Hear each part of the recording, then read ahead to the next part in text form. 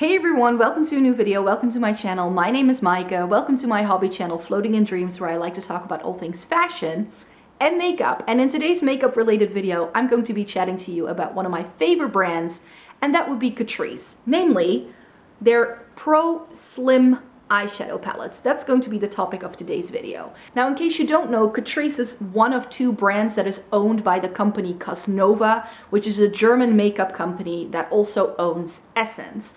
And both Essence and Catrice are usually switching up their lines quite a bit. Every 6 months, they update their line completely, discontinue a ton of products, bring in new stuff.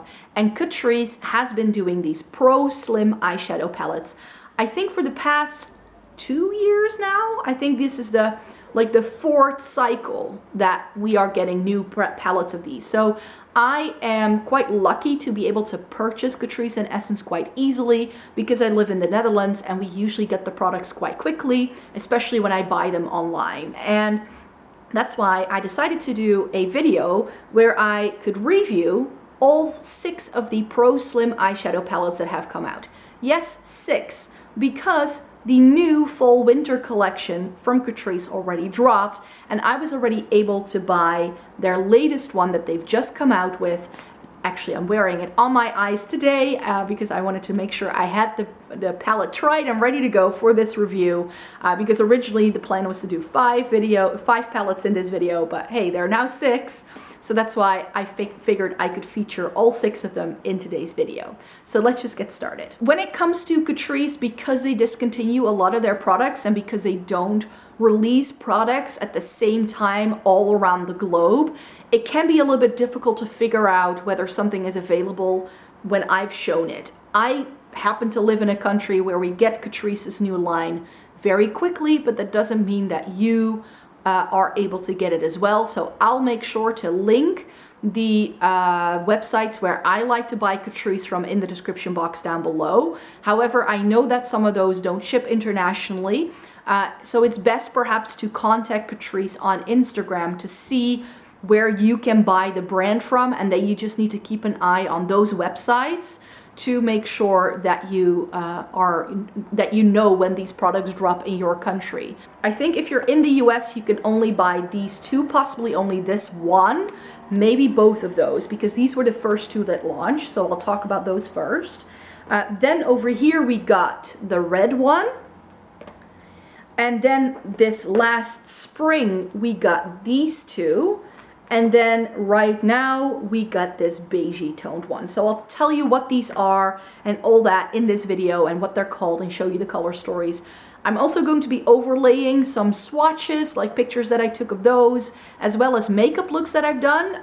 However, if you want to take a little bit more time to read up on these, I've already reviewed 3 of these over on my blog as well. So I'll make sure to link those blog posts as well, in case you are more of a reader than a listener. Then you can do that too. You have that option if you'd like to. But in today's video, I'm just going to talk about all 6 of them individually and tell you which ones I like the best and the least as well towards the end. So first I'm going to tackle each one individually, and then I'll do a nice wrap up when we get to the end of the video, and then we'll round off. The first one I want to share with you is this like rosy pink toned one, which is called the Pro Slim Next Gen Nudes 010 Courage is Beauty, because in Catrice it doesn't just have a name at the front, it always has a name in the back as well. But this is what that color story looks like, and it's sort of like, when this was released, I really had Huda Beauty New Nude kind of vibes, you know what I mean? So this color story is very sort of Huda Beauty New Nude inspired. You also get those like marbly, flaky kind of shades in here. And in terms of quality, I remember when I first put my finger in this palette to swatch it, I was super impressed, especially with the mattes. And that, I think, has been quite consistent throughout the entire line. However, I do think that that really smooth, buttery, creamy feeling really only comes into the first 2 palettes that were released. The other ones feel a touch, but just a touch, a hair drier, especially this first shade here at the top, which is also a creamy colored one. When I tried this for the first time and I felt this and I was like, is this a powder or a cream? And it wasn't until I put it on my eyes with a brush that I was like, oh, it's not a cream at all, it is a powder. That's how buttery smooth these mattes are. So props to Catrice. The shimmers in some of these palettes are a little bit tougher to work with, as in with a brush they can be difficult to pick up because they have this like creamy texture to them. So it's very often necessary to either foil them, to dig around into the pan just a little bit, or if you don't mind, to use fingers. I personally get best payoff with any of these palettes if I use my fingers with the shimmers. And what I liked about this is that it is a little bit more cool toned leaning, which of course is going to be my perfect like color story. So in terms of color story, you get some rosiness, mainly here, and then you get some peachiness here. This is also a little bit more rosy leaning, and then you just get some like neutrally brown shades over here that are a little bit more cool toned. So this was their first, like when the first two were released, this was the more cool toned option of the two.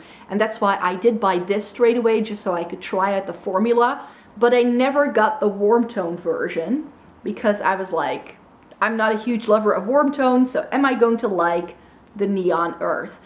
Now that I own it, I have to say that it has the same lovely quality that the Next Gen Nudes has, but because it is so warm toned, I know I'm not going to use this per se on a daily basis.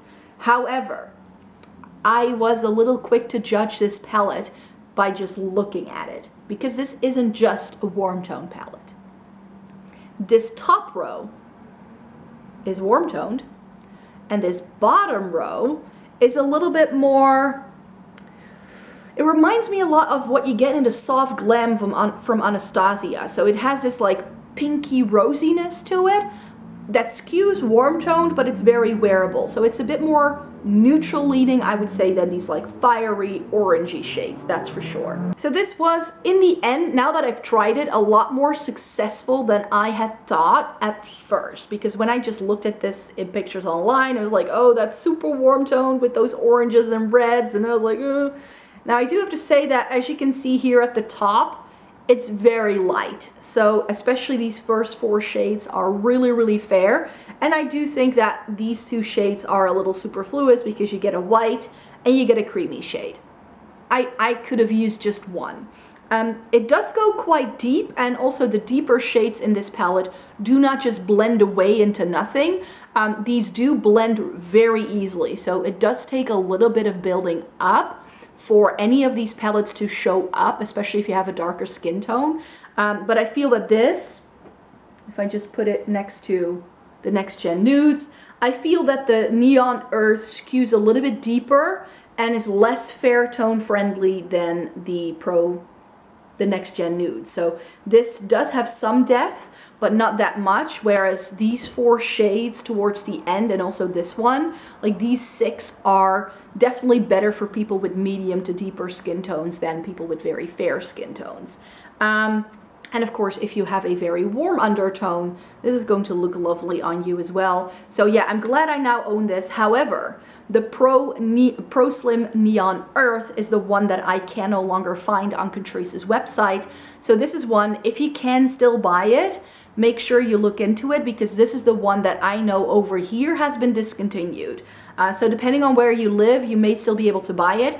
In fact, you can still pick this up sometimes if you have an online retailer that you have access to, because in my experience, Catrice's availability online is usually a lot better than what you can find physically in a store. So definitely do a bit of a Google if this is one you're interested in and you cannot find it in your local drugstore. Then definitely see if you can find this online, because that's where I was able to find it, even though this was already discontinued, I think in February or March, and I bought this one in May off of a Boozy Shop, and it was fine. So those were the first two that launched in the spring of 2020, and then in the fall of 2020 we got the Vintage Soul. And is this my favorite? I'll come back to which one is my favorite and sort of rank them real quickly for you towards the end. And the reason why I sort of doubt whether this should be my favorite or not is the color story. Now, according to the Catrice website, you should still be able to buy it. However, I've heard people say that the new palette that just launched was brought into the line and this was discontinued. So this may be one that's difficult to find. depending on where you live. But can you see why I like this? It's a very unique color story. Catrice very often dupes or does color stories that are very safe and just, you know, another brown palette, another rosy tone palette, which is what the first two were really. But this, for the first time in years, I've seen Catrice do something more unique and something that not all brands are already doing, and still it's a neutral palette. And the reason for that is because it does these like plummy burgundy shades that it's throwing in the mix. You get these really interesting taupey shades here. You get some warmth, but it's also got some cool tones. So in terms of what this palette can do, I think it's one of the more versatile ones in the line as well. And that's why this it works really well for me. And you, again, get enough depth, like this shade and these two shades and these two shades. You get enough depth to really make it work. But again, like the Neon Earth, these first 4 to 6 shades are very light. And again, you get something to blend things out with, but you also get this creamy shade, and then you also get this shade. So I feel, again, we get like 2 or 3 shades that are very samey. That, did we need all of those? Like, with a lot of these, I feel they could have been 10 or 12 pans rather than 14 pans, that's for sure. Because all of these have 14 pans. There's like 7 on each row. So that's lovely, but they do tend to put in quite a lot of light shades. And that's something that I don't love. Like, I'll see if I can like somehow put some of these together towards the end. And then you'll see that if you were to depot all of these and you were to arrange them in terms of like light to dark, then I think you get a little bit of a similar issue that a lot of the Lorac Pro palettes have, that you get so many light tones. Like, how many renditions of cream do you possibly need? So if you do own all of these like I do, then you do get a lot of light shades, I have to say. And in terms of formula, by the way, they remind me a lot of the Lorac Pro. Formula still very consistent, but I do feel the first two have those very creamy formula in the mattes, more so than the other 4. The other 4 tend to feel a little drier and more like actual mattes than the first two, I feel. There I was really blown away by the formula of the mattes, but from this one onwards, I felt that they're still good mattes, don't get me wrong, but they're not as creamy as the ones from the first two. In here, again, you get these like sort of flaky looking shades as well, other than just actual shimmers. And then when they released some more palettes this spring, those like sparkly shades where it looks like a little bit more textured have now been exchanged for these marble shades. So again, they've kept the inspiration from Huda Beauty, and the ones that were released this spring over here are these two. So let me talk about this one first, because this is the one I picked up originally. This is the Lavender Breeze. Here again, very light, but this never goes very dark. If you are super fair, like super duper fair, where you have trouble with deeper palettes, if they show up on you all the same, then this is the palette for you, because this palette is so light that I think that on a lot of people this just looks the same if you are a deeper skin tone. Like, if you have anything deeper than me, I don't think that this color story is going to work for you, because it is so light. Did you just see that? Like, these 8 shades, well, maybe even 10, like essentially they all look the same. And for a palette that is this purple leaning, that it's not that purple, because we really only get this shade and this shade that are a little bit more lavender leaning. It's more of a pink tone palette, I would say, pinky peach, because we get some peachiness here. Over here we get something that's a little bit more pinky, cool toned. It is very cool toned, which I like. You do get some shades to deepen things up, but it's not going to be intense enough if you have anything deeper than a light skin tone. And I have to say that this lilac shade, if you only apply one layer, it's going to look pink. You really need to build up this shade with like 2 or 3 layers, and then it's going to look like this lavendery shade in the pan. It needs building up, it needs foiling, but then it will look like this.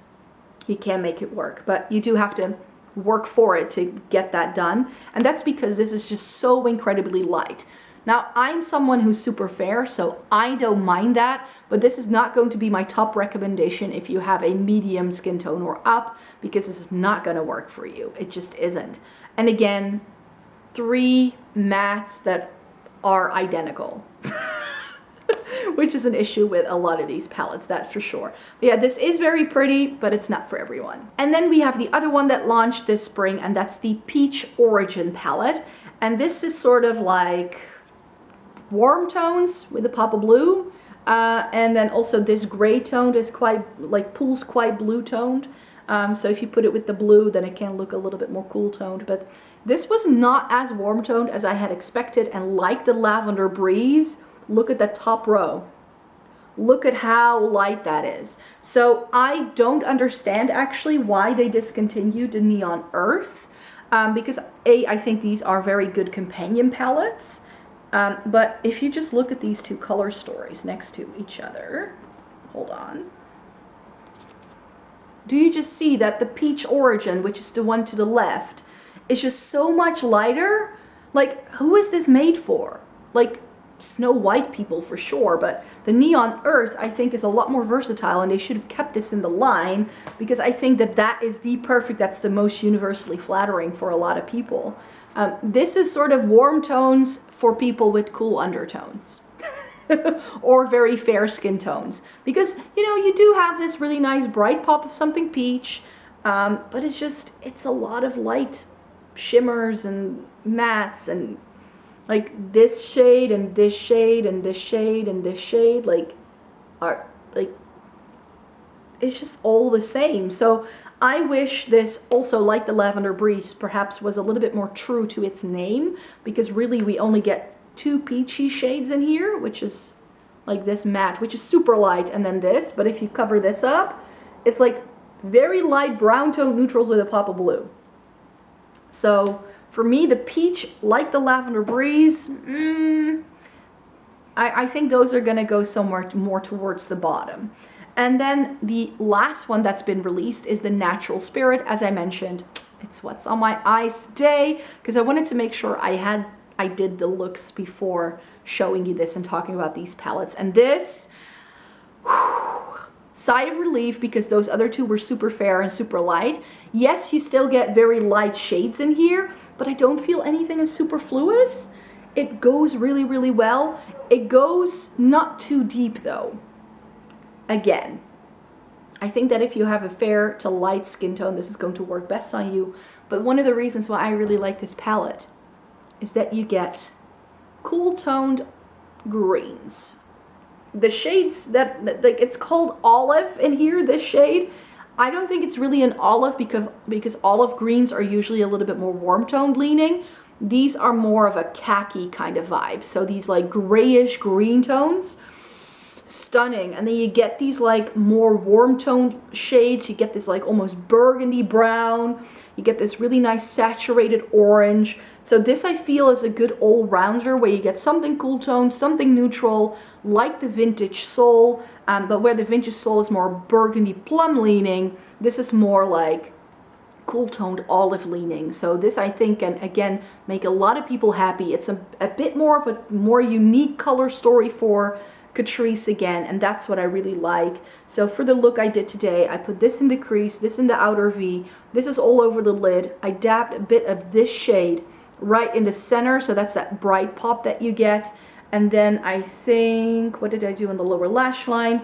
Oh yeah, I just used this darker shade on the lower lash line with a bit of that shade right there, and that's what's in my inner corner. And I did a similar look with the other shades in the palette. So these like warmer tones I put together with this. But this is again the kind of palette where I feel the warm tones aren't so warm toned that it's not going to work for a lot of people. And even though these are cool toned, they are still very true green cocky shades. So I think that everything can mix and match quite well. I think, for instance, that if you were to put these 2 together and this bronzy shade all over the lid, that can be a nice contrast as well. So the Natural Spirit that has just launched over here, I think that it's going to be difficult to find, because I really only picked it up the other day.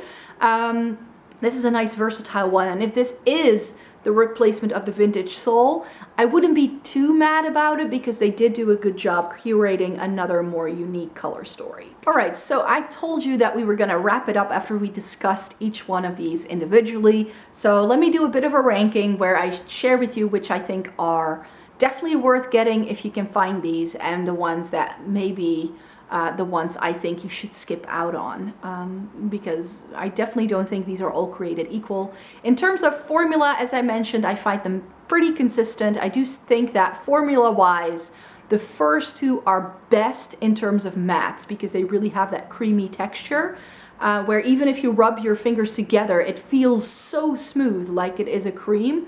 And as I also mentioned, these remind me a lot of Lorac, the Lorac formula that you get in the Lorac Pro. It's very soft and buttery, but it does have a bit of kick up as well, especially the mattes. When you stick your brush in, you're going to see like shadow lying on the pan because of how powdery these are. However, I think that these are really nicely curated color stories.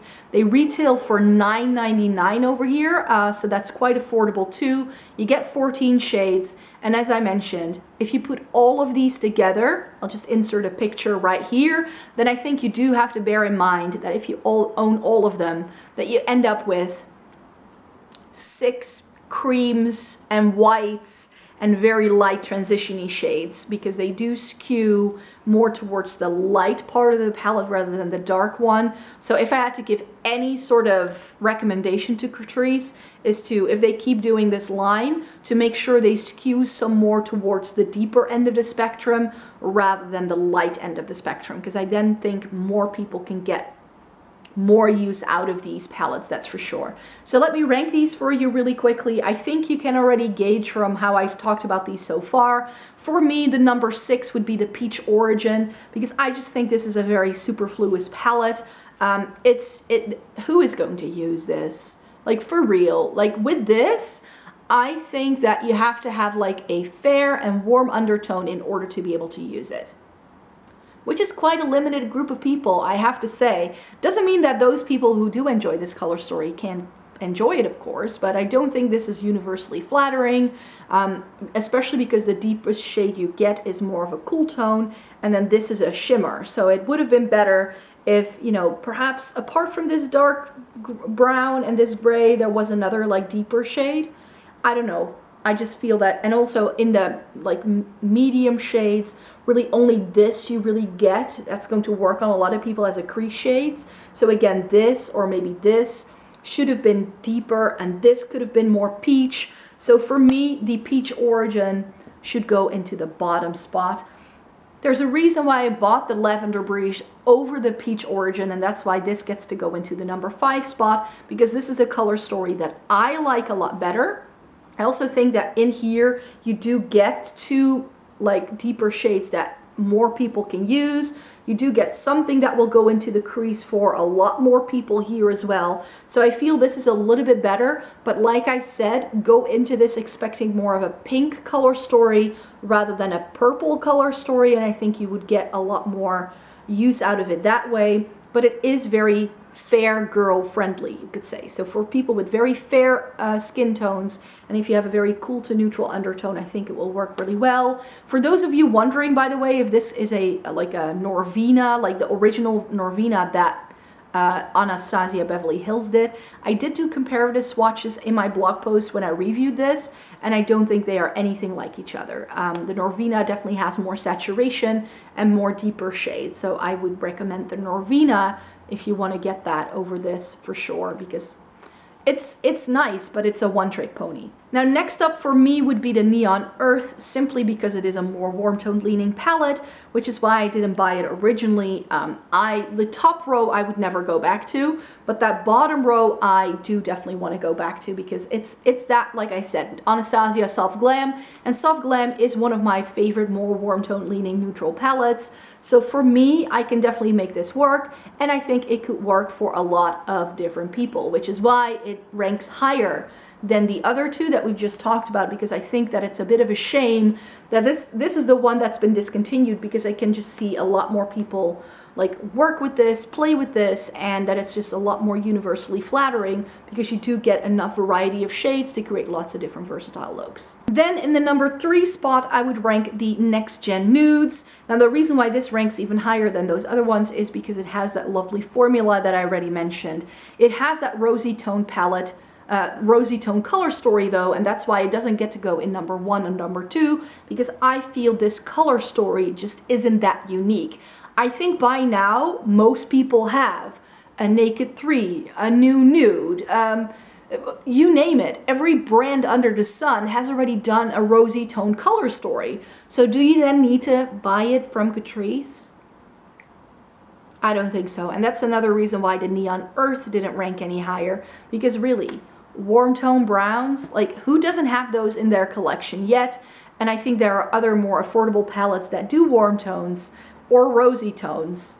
So I think you can get this at a similar or maybe even affordable price point from other brands, which is why these aren't my top 2 favorite, even though I do think that formula-wise, these first 2 rank higher than the other 2. But I feel that the formula is quite consistent in how it performs, and that's why my top 2 go toward the more unique color stories. So the new Natural Spirit one I would put in number 2 spot, mainly because this is, yes, it's a bit more unique, but again, I think if you have the Huda Beauty Khaki Obsessions palette, for instance, that you can do something very similar. So again, this is a color story that was already on the market and that you can buy from other retailers.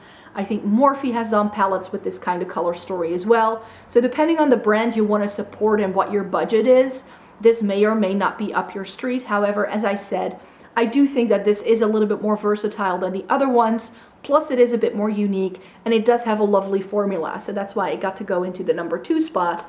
But my number 1, if we then group everything together, A, it's got a good formula, 2, it's got a lovely color story, and 3, the color story isn't something you're going to find everywhere, then the Vintage Soul would be my pick. So I hope this is still available, that you can still find it, because this is definitely something where I go like, ooh, you know, my eye is drawn into these like plummy, berry, burgundy kind of shades. Then you get these 2 shades, and especially this Moon Dust and Garden, they both have a bit of a green undertone, making it super unique. And then you just have these like rosy tones that you would also find in the Next Gen Nudes.